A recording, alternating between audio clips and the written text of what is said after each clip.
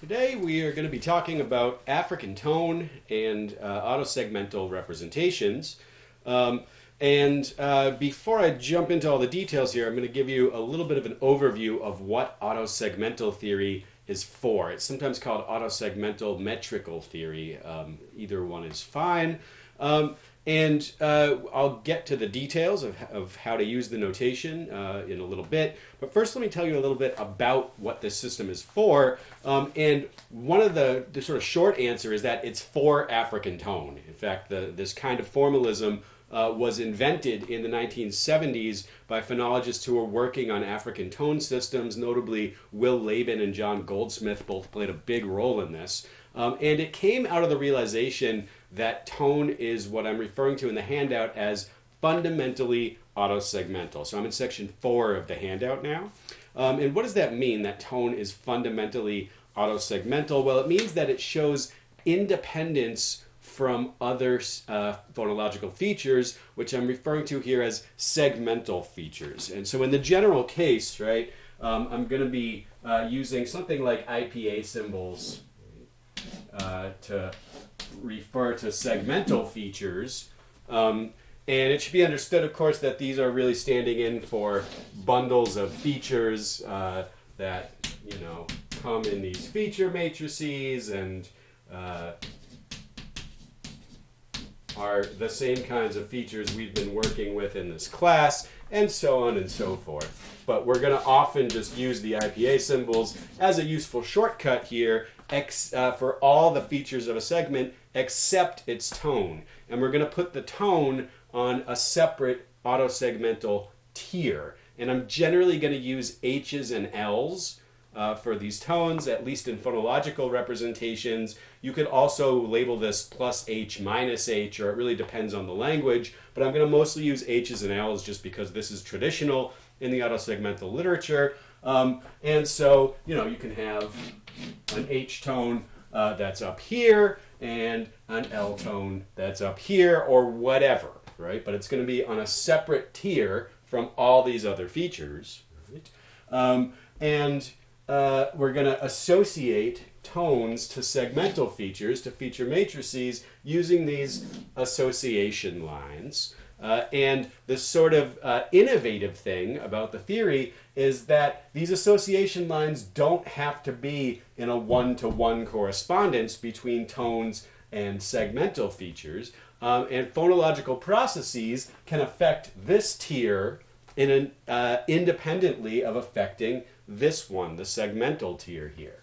Right? So that's what autosegmental theory is really about. I'm generally going to draw the tones above the segmental features, but that's just arbitrary convention. You can draw them below. It doesn't really matter. These are meant to be separate lines or planes of phonological representation. That's the only sort of crucial formal aspect here. So what do I mean when I say that tones are fundamentally autosegmental? Well, I'm talking about really 3 things. I'm going to go through each of these in detail with examples shortly, but let me give an overview here.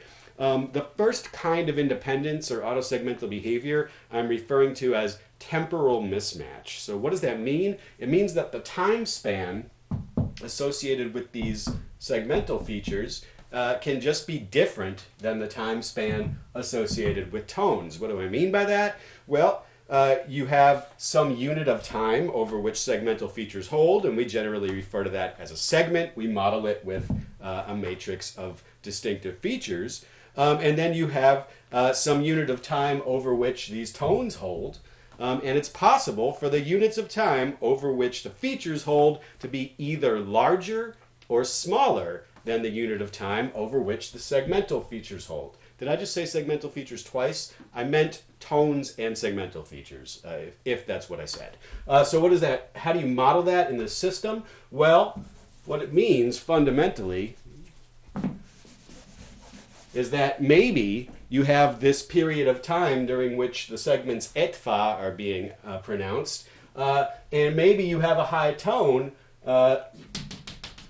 that holds over this entire time span, while the segmental features keep changing inside that time span. So this is a mismatch. segmental features, new segmental features, new segmental features, new segmental features, only one tonal feature, right?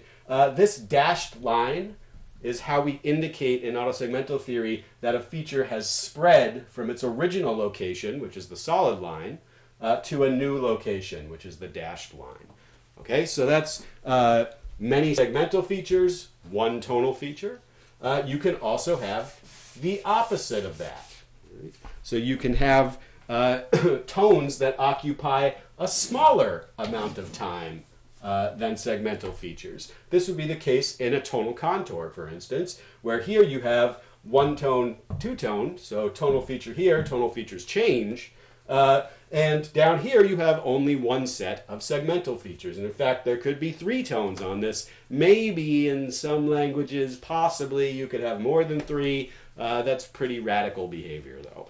Okay, so that's temporal mismatch. You have many tones, one segment, or many segments, one tone.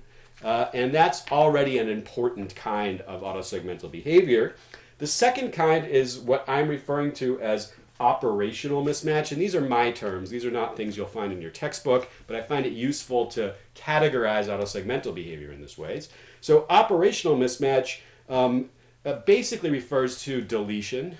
So tones can be deleted without affecting segmental features, and vice versa. What does that mean?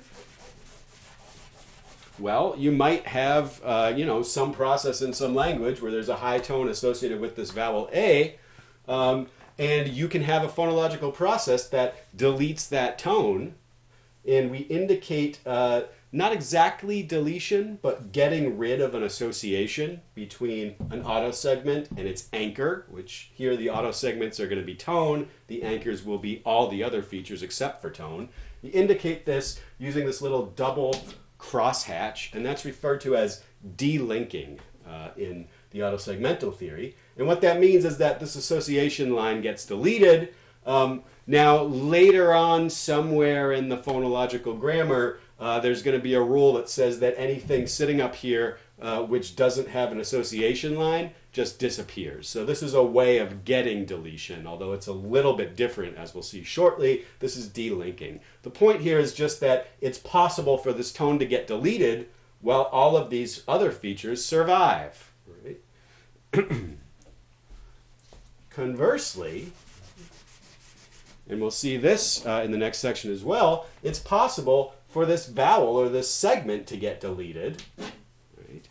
Or in phonological notation, it can become zero. And of course, that's going to cancel this link, but this tone, this autosegment, can survive after the segment that it was originally associated with is deleted. Right? So that's the other kind of operational mismatch. You can either delete a tone, keep a segment, or delete a segment but keep its tone. Right? So that's again showing us that these two planes of phonological representation are somewhat independent of one another. Right? Not completely independent, but somewhat independent. And then the last kind here is a little bit more abstract because it's about lexical entries and underlying representations. And it's referred to as, I'm referring to it as specificational mismatch, where our specification here is the idea of something being specified in the lexicon in the underlying representation. Where in tone languages, the things that are specified in the lexicon include tonal features, right? Or tonal autosegments in this theory. So what does that mean? Well, you can have some lexical entry that specifies all of these segments, but doesn't specify any tones associated with them. So you can have lexical entries that are specified for all the segmental features, just like in English or Spanish or Italian or Arabic, but where there's no tones specified in the lexicon. And that's true even in languages that do have lexical tone. There can be specific lexical items that don't have tones associated with them. And on the other hand, in those languages, there can be morphemes that are specified either only with a tone, so that happens with no segmental features at all, but only a tonal feature, or you can have underlying representations where there are tones in the lexical entry, and there are segments in the lexical entry, but the tone is not anchored to any particular segment. So you can have this tonal feature specified in a lexical entry without having it associated with any particular segment. This is referred to as a floating tone, and we'll look at that again in the next section. But those are the three basic ways in which tone is fundamentally autosegmental, and we're going to go through each one of them with examples in this section. So we have temporal mismatch, where many segments are associated with one tone, or many tones are associated with one segment. We have operational mismatch, where you delete tones without deleting the segments that they're associated with, or you can delete segments without deleting the tones that they were associated with.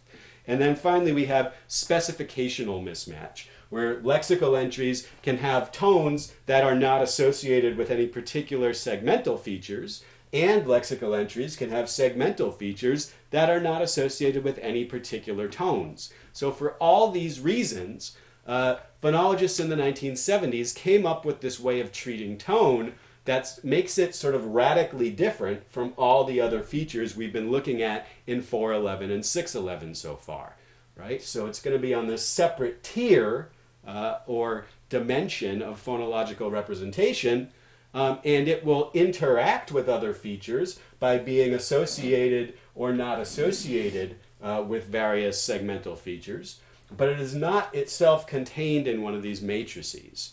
Right? Now, later on in the class and later on in phonological history, people started entertaining the idea that actually tone is not special in this way, that every single one of these features actually occupies its own tier in the phonology, and they all interact with each other only with these association lines.